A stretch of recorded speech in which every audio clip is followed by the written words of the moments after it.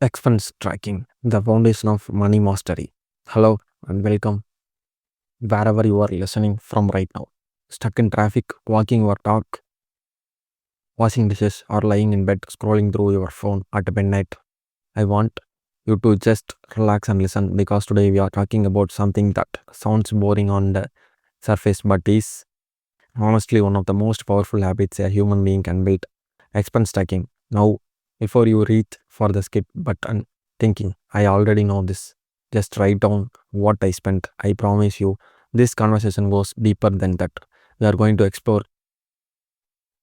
why some people build wealth quietly over decades while others earning the exact same income stay stuck paycheck to paycheck their entire lives. The difference almost always comes down to one simple truth: awareness. You cannot fix a leak you cannot see. You cannot improve a system you refuse to measure. Money is no different. Over the next 10 points, I am going to walk you through the philosophy, the psychology, and the practical systems behind tracking every single dollar that passes through your hands. Not so you can feel guilty about your spending, but so you can finally feel in control of it. This is not about restriction, this is about freedom. So take a breath, get comfortable, and let's begin building the foundation of real money mastery. Point number one: awareness is the first currency. Before you can master money, you have to master awareness because money problems are rarely about income. They are about invisibility. Most people don't overspend because they are reckless. They overspend because they are blind. They swipe a card, tap a phone, click buy now, and the money simply disappear into a fog of forgotten transactions. Think about a person who insists they don't have money for savings. It spends without ever pausing to notice where 40 or 50 small transactions a month actually go. This is not a character flaw. It's simply the natural result of not measuring something. Imagine a doctor trying to treat a patient without ever checking their blood pressure or temperature. Diagnosis becomes guesswork, and guesswork rarely heals anything. The finances work exactly the same way. The moment you start writing down or logging every expenses, even the tiny ones like a $2 of coffee or a subscription you forget existed, something shifts. Psychologically, you stop spending on autopilot and start spending on purpose. This is why financially successful people, regardless of how much they earn, share one common trait. They know exactly where their money goes each month, down to the last cent. Awareness doesn't require a finance degree or a fancy app. It simply requires honesty and consistency. Once you can see your spending clearly, patterns emerge that were previously invisible, and those patterns become the map that guides every decision you make from here forward. This first point is not just about a tip, it's a doorway through which every other principle in this series must pass. Next, point number two: the difference between tracking and budgeting. A lot of people confuse tracking with budgeting, but they are two very different tools that work together like a compass and a map. Budgeting is the plan. It's where you decide in advance how much you intend to spend in each category. Tracking, on the other hand, is the record. It's what actually happened after the month is over. You can have a beautiful, well designed budget, but without tracking, you will never know if reality matched your intentions. Imagine someone who plans to spend $300 on groceries every month, feels confident about number, but never actually records their receipts. By the end of the month, they might discover they spent $400 or $150 and they wouldn't have known unless the tracking existed to prove it. This gap between the intention and reality is where most household budgets quickly fail. Tracking is a feedback loop that makes budgeting honest. Without it, a budget is just a hopeful, just repressed dressed up as a plan. Think of it like a fitness journey. You can plan to eat healthy all week, but stepping on the scale or logging your meals, it is what tells you whether the plan actually worked. Financial tracking plays that exact same role for your money. When you combine the two, something powerful happens. Your budget becomes a living, evolving tool instead of a static wish list, adjusting itself based on real evidence rather than assumptions. This is why, before we even talk about budgeting rules in future conversations, tracking has to come first. Because a budget built without tracking data is a budget built on a sand. Next, point number three: every expense has a story. Learn to read it. When you begin tracking consistently, you start to notice that expenses are not just numbers, they are stories about your habits, your emotions, and your values. A sudden spike in food delivery charges might tell you a story about a stressful work week where cooking felt impossible. A recurring late night online shopping charge might reveal a pattern of using purchases to cope with boredom or loneliness. Consider someone who tracks their spending for 3 months and notices that almost every Friday night without fail there's a charge from a specific restaurant or a bar. That's not random. That's a ritual, and rituals cost money whether we admit it or not. The power of expense tracking is not just in the totals. It's in the patterns that repeat themselves month after month, quietly shaping your financial future without your conscious permission. Once you can read these stories, you gain the ability to make intentional choices instead of reactive ones. Maybe that Friday night ritual is worth keeping because it brings genuine joy and connection. That's valid choice once it's conscious one. Or maybe you realize it's simply a habit that no longer serves you, and now you have the information needed to change it. This is fundamentally different from restrictive budgeting, which often fails because it fights against unexamined habits with willpower alone. Tracking instead brings those habits into light where they can be evaluated honestly. Over time, this turns your bank statement into one of the most revealing personal journals we ever keep. One written not in words, but in numbers that quickly describe who you really are. Next point number 4, choosing the right tracking system for your life. There is no single correct way to track expenses. The best system is the one you will actually use consistently because consistency beats sophistication every single time. Some people thrive with a simple notebook and a pen, jotting down each purchase the moment it happens, feeling a tactile connection to their money that digital tools can't replicate. Others prepare spreadsheet systems, building categories and formulas that automatically calculate totals, giving them a sense of control through structure. And many people today rely on mobile apps that link directly to their bank accounts, automatically categorize transactions with minimal manual effort, which works beautifully for those who want convenience over customization. Imagine three different people: a retired grandmother who finds comfort in writing numbers in a small notebook each evening, a young professional who loves building color coded spreadsheets on her laptop, and a busy parent who simply wants an app that does the categorization for him while he is juggling three kids and a full time job. All three can achieve the exact same level of financial awareness despite using completely different tools because the tool is never the point. The habit is the mistake most people make is choosing a system based on what looks impressive or what a finance influencer recommends rather than what actually fits their personality and daily rhythm. If your system feels burdensome, you will abandon it within 2 weeks. And an abundant system teaches you nothing. So the real question is not which app is best. It is which method will I still be doing 6 months from now, even on my busiest, most exhausted day. Next point number 5, the power of categorization. Once you are tracking expenses, the next layer of mastery comes from categorization, grouping your spending into meaningful buckets like housing, food, transportation, entertainment, health, and savings. Without categories, tracking is just a long list of numbers, and a long list of numbers rarely inspire change. But when you can see that 30% of your income is going toward dining out, suddenly that abstract feeling of I never have enough money transforms into a concrete, actionable insight. Consider a small business owner who tracks every expense but lumps everything into one giant category called business cost.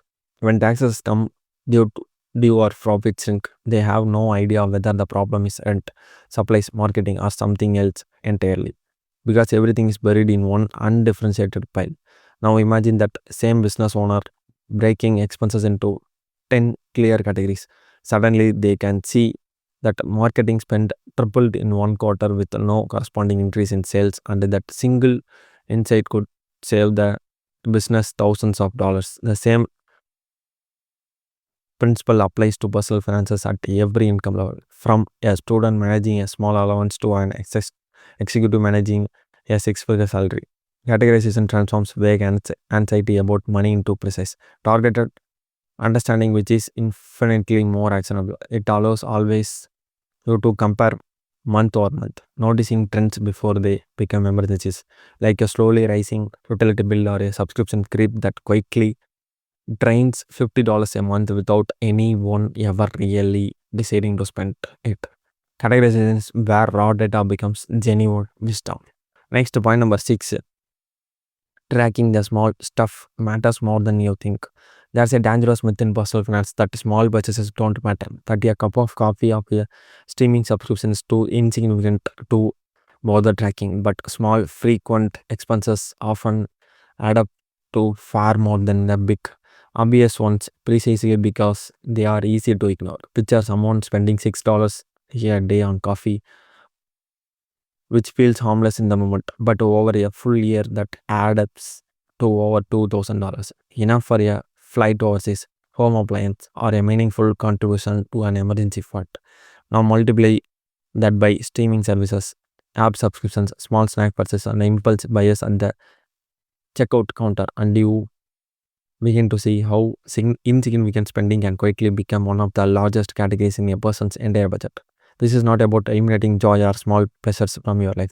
Coffee, treats, and subscriptions can absolutely remain part of a healthy financial life. The point is that these expenses deserve visibility, not automatic dismissal, because what goes unmeasured tends to grow unchecked.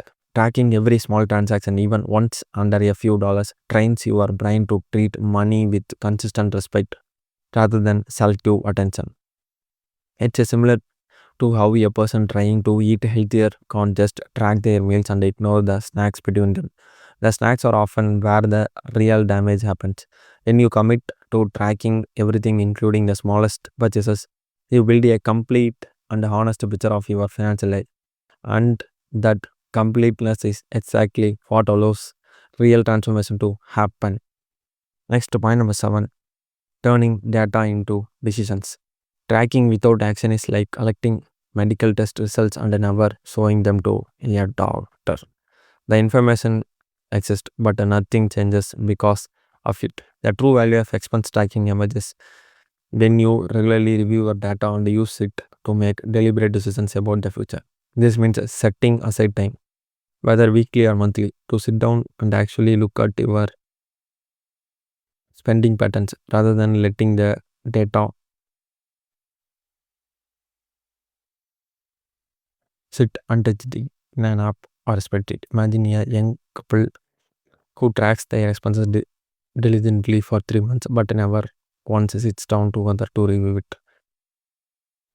They will done half the work gathering the evidence but skipped the most important step of interpreting it and adjusting their behavior. Now imagine that some same couple holding a month date, reviewing their categorized expenses together, celebrating progress and identifying one or two areas to adjust for the coming month. That simple habit of reviewing data transforms tracking from a passive record keeping exercise into an active decision making role. Decisions born from real data are far more powerful than decisions born on assumption. Perhaps the data reveals that dining out spending has crept up, prompting a conscious choice to cook more often, not out of deprivation but out of informed preference. This is a bridge between passive awareness and active transformation, and it's the step that separates people who track their money forever without progress from those who use tracking as a genuine springboard toward their goals. Next, point number eight, the emotional side of money tracking. Money is never just numbers. It's deeply tied to emotion, identity, and even shame. And ignoring this emotional layer is one of the biggest reasons expense tracking fails for so many people. Some individuals avoid looking at their spending altogether because facing numbers feels like facing a judgment on their self-worth, especially if past financial mistakes still linger in their memory. Consider someone who grown up in a household where money was a constant source of stress and arguments. For them, opening a banking app might trigger genuine anxiety, not just mild reluctance. Expense tracking, when approached with a self-compassion rather than self-criticism, can actually become a healing practice rather than a punishing one. Instead of looking at an overspent category and thinking I felt a healthier mindset reframe it as this is useful information that helps me going forward. Athletes don't be a lost game as proof. They should quit sports. They view it as a data that helps them train smarter next time. Next point number 9, tracking across life stages and cultures. One of the most beautiful aspects of expense tracking is that a universal tool relevant to a 19-year-old student in Manila, a 45-year-old parent in Nairobi, a retailer in Toronto, or a small shop owner in Mumbai. The principle remains identical even as the details differ widely. A student might primarily track allowance money, tuition cost, and small entertainment expenses, learning discipline early that will serve them for decades. A parent supporting a household might track childcare cost, groceries, school fees, and healthcare expenses using the data to make critical trade-off decisions between competing family priorities. A tailor living on a fixed budget might track expenses to ensure the savings last for the rest of their life. Treating every category with careful long-term phases and cultural context matters too. In some cultures, tracking might include remittances sent to extended family, religious giving, or community obligations that are just real and important as rent or food. Wherever you are in the world, whatever stage of life you are navigating, a simple act of writing down what you spend connects you to a global community of people quietly building better financial futures, one tracked transaction at a time. Next point number 10, from tracking to transformation. Everything we have discussed circles back to one central truth. Tracking is not the destination, it's the foundation upon which every other financial skill is built. Once you know where your money goes, you can build a realistic budget because it's grounded in actual behavior rather than wishful thinking. Once you understand your spending patterns, you can set meaningful savings goals because you know exactly how much surplus genuinely exists each month. Once you see your categories clearly, you can negotiate bills, cut based subscriptions, and redirect that freed up money toward investments, debt repayment, or an emergency fund with real precision instead of guesswork. Think of tracking like laying the foundation of a house. Nobody admires a foundation. It's not glamorous. It's often hidden beneath the ground. But without it, nothing built above can stand for very long. A beautiful investment strategy or an ambitious early retirement goal built without the foundation of expense. Tracking is like building a man's stand.